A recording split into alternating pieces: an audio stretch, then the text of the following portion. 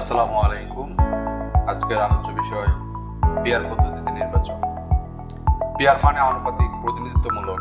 দেশে বর্তমানে পিআর পদ্ধতিতে নির্বাচন নিয়ে চলছে নানা আলোচনা। পিআর এমন একটি নির্বাচনী ব্যবস্থা যেখানে রাজনৈতিক দলগুলো তাদের প্রাপ্ত ভোটের অনুপাতে সংসদে আসন পেয়ে থাকে, অর্থাৎ যত শতাংশ ভোট তত শতাংশ আসন। বিভিন্ন রাজনৈতিক দল এই পদ্ধতিতে নির্বাচন করার পক্ষে, তবে সর্ববৃহৎ রাজনৈতিক দল বিএনপি শুরু থেকেই এর বিরোধিতা করে আসছে।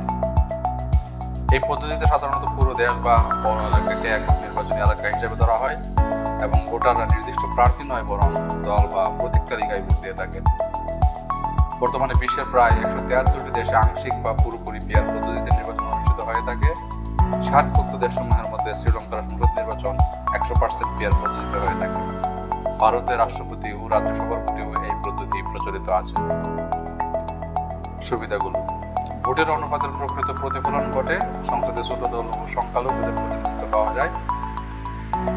যেহেতু আসন বন্টন হয় প্রাপ্ত ভোটের অনুপাতে, যেখানে 0.33% ভোটে একটি আসন নির্ধারিত হতে পারে, তাই ভোট নষ্ট হওয়ার সম্ভাবনা কম থাকে। ভোটারদের অংশগ্রহণ বাড়ে কারণ তারা মনে করে তাদের একটি ভোটও জাতীয়ভাবে গণনা করা হবে, যেখানে প্রচলিত পদ্ধতিতে শুধু একটি সংসদীয় আসনের জন্য গণনা করা হবে।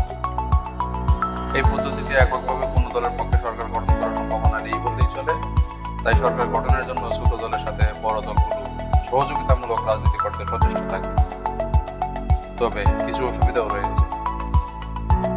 যেহেতু সারা দেশের ভোট একত্রে গণনায় আসবে, তাই নির্বাচন আয়োজন এবং ভোট গণনা বেশ চ্যালেঞ্জিং হতে পারে।